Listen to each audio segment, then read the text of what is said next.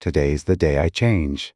Leaf thought as he laid on the gurney. His entire life, for that matter, would be changing. He also knew in that moment it would be changing for the bad and not the good. He had to come up with a plan to get out of that attic and away from the Slices. He wanted to survive whatever they had planned for him. He had no one to blame but himself. He read the one-house rule and he broke it. He chose this path, but who knew? He wanted to know from San, why him and where are the Slices' 2 daughters? At another round of questioning from Leaf, San finally relented and allowed Mr. Slices to answer the question concerning their 2 daughters. Mr. Slices, would you be so kind to indulge Mr. Cole?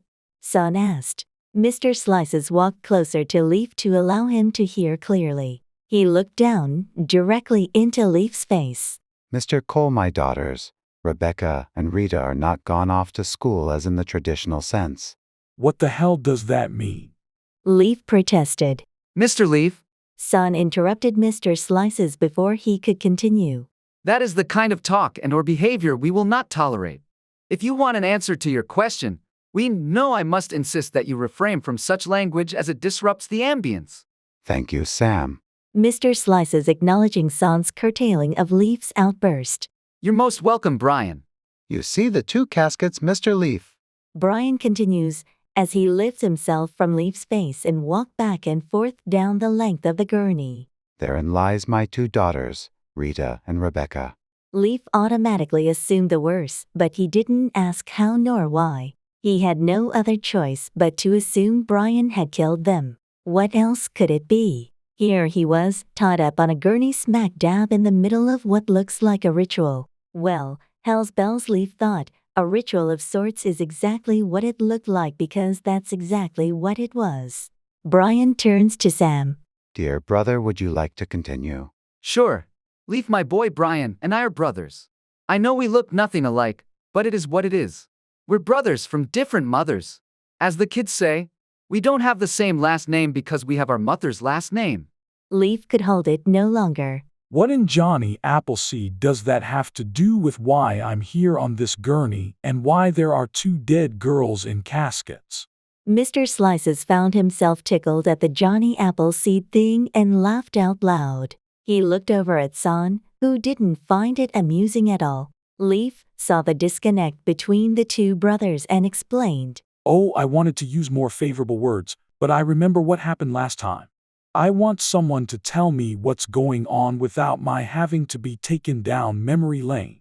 Leaf exclaimed. Leaf could not believe Sam and Brian were brothers.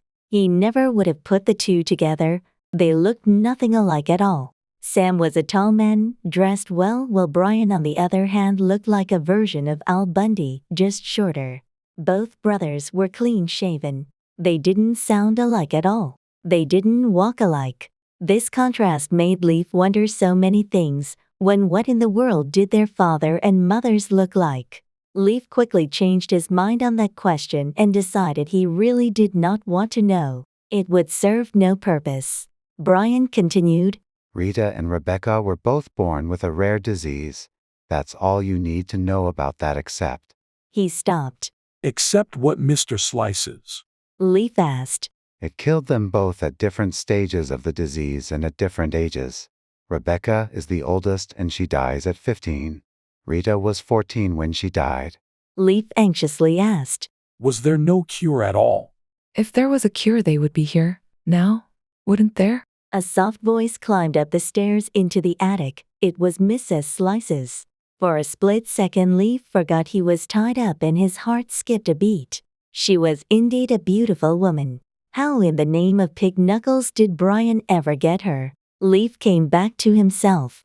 Did the doctors say there was no cure, or was that your assumption? Mrs. Slices took over and began to explain that each girl, starting with the oldest, had been to several doctors starting at the age of 5. The Slices were assured that none of their other children would be affected by the disease. Boy, were they wrong. After Rebecca had died, the couple decided to have another child, believing the second child would be good. Leaf replied, Mrs. Slices, I am sorry for your loss, but what does that have to do with me, ma'am? Well, Sam was kind enough to find you for this exact day, my boy. You will be needed to help transcend our girls back to this world again. All they will need is half of your heart. Rebecca needs the right and Rita needs the left. Leaf begins to squirm about, using all his strength to get free of his restraint. He only found himself tired. My boy, no need in that. Please reserve your strength. Sam encouraged him. This cannot be happening, Leaf thought. What have I done to deserve this? He asked himself. Leaf went back in the recesses of his mind and truly tried to figure out what bad thing had he done to have been found so worthy. Worthy? He thought more like so unlucky. He knew he had done some bad. He recalled in church the scripture, whatsoever a man sows that he should also reap. Leaf could not recall ever sacrificing someone. What goes around comes around, and the saying karma is a b. He again thought, I have not been bad enough for this. What surprised Leaf is that the whole time though John, the Slice's only son, was there in the attic, he had said nothing, not one word. Leaf thought that was strange. Could this young man be prepared to take another's life? The Slices and Sam for that matter appeared to be sane. The word in operation, however, as Leaf thought, was appeared. Everybody appears to be a certain way until Leaf was pushed into the middle of the room. Sam positioned the two caskets on either side of him. Sam announced that it was time and they had wasted more time than they should have. Sam stepped in between Rebecca's casket and Leaf. He faced the casket and slowly opened the top, where the upper body would be seen. Leaf turned to look and there was nothing there. Sam came around and did the same to Rita's casket, and again, it too was empty. Leaf could not believe his eyes. What in the Popeye the Sailor Man was going on? He asked. Leaf was so confused, which made his anxiety even worse. You see, son, we're going to cut your heart out and place the right side in Rebecca's coffin and the left in Rita's. Sam told Leaf. No! Leaf yelled at the top of his lungs as sweat poured from his face. You cannot do that. Someone back home is going to miss me. Someone is going to miss you too, Mr. Son. No, son, no one will miss me because I'm going back home. Sam replied. New York is a big place. Who will miss you? Son asked Leaf, so self-assured of himself.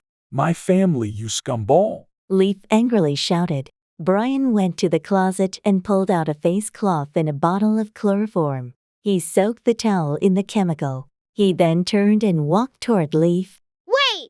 John yelled. I can't let you do this! Do what, son? His mother asked. Mother, please! John turned and looked into her eyes. We can't do this! John knew even when he first met Leaf what could potentially happen. All Leaf had to do is not open the attic door.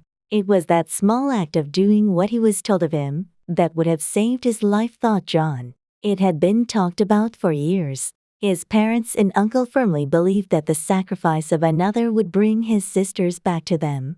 John did not. This ritual had been passed down for generations. It was like a curse, but it wasn't. Any family could perform the ritual, you just had to believe. A boy for girl and vice versa. Leaf was chosen one because he was a boy. But what really got him on that gurney is that he broke the house rules. The ritual required a hard-headed soul, and Leaf had that. John could not let it happen. The reason it had taken so long for the ritual to take place was because, unlike Leaf, all others that had come to rent out the room, they had not broken the house rules. John knew that his parents' major problem is that had not grieved, and they just couldn't let go. Uncle Sam's only job was to get Leaf there, and he did. John knew he had to do something because Leaf did not deserve to be sacrificed, and doing SE would not bring Rebecca nor Rita back. It would essentially be murder. Mom, Dad, Uncle Sam, he doesn't deserve this. As he placed his hand on Leaf's shoulder, Leaf laid on the gurney motionless, taking everything in. Let him go and let the girls rest in peace. John pleaded with them. He knew he had to say that last part just so they would believe that he believed. No, we've waited so long. Brian said. So long for what? To try and raise the dead. You've been so busy trying to get someone to open this darn attic door that you forgot you had a live son just waiting for the love and attention you've given to dead daughters. Lucy Slices walked over and slapped John across the face. John regrouped and maintained his stance. You're not going to hurt Leaf. You need a man, take me but not him. You know we can't use you. It has to be a non-relative. Brian replied. Brian, John is right. Sam spoke up. The girls are gone and there is nothing we can do about it. Leaf just happens to be a nosy young man. He's nosy at work and I knew he would be no different here. He could not control himself. His being nosy makes him a good reporter. When Sam finished, he walked across the room and stood by John. We can't let you hurt this young man, banking on a curse that may or may not be true. The girl's misfortune is just that, misfortune. But harming another won't bring them back. We can't do this. It's time to give yourselves to the one child that's here. He didn't leave, and he needs you too. He needs you both more than the girls ever will. Sam continued with tears in his eyes. Lucy, Brian, let's let him go. Leaf can only recall that it was like time stood still before either of them spoke a word. Leaf had one drink too many and the worst of it was mixing it with Chantix. He was warned that it makes you have vivid dreams. He was trying to stop smoking and his doctor prescribed this drug. Man, he thought as he woke up and gathered himself, wiping the sleep from his eyes.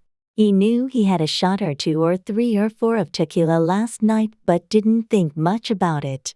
This morning he had to move and quick. He needed to get to the office, like in an hour and a half. He had to kick butt. The good thing he had semi-packed before he went out last night. His Mustang Shelby got him to the office in record time. He also had to thank decent weather and traffic was not bad either. He made it to the office and Mr. Son was there ready for him to go, ticket ready, hotel reservations made, camera equipment ready. Leaf took off to Believe Pa. When he got there at 7124 Maplewood Cove, Mr. Bernard and Lauren Slices greeted him. Slices.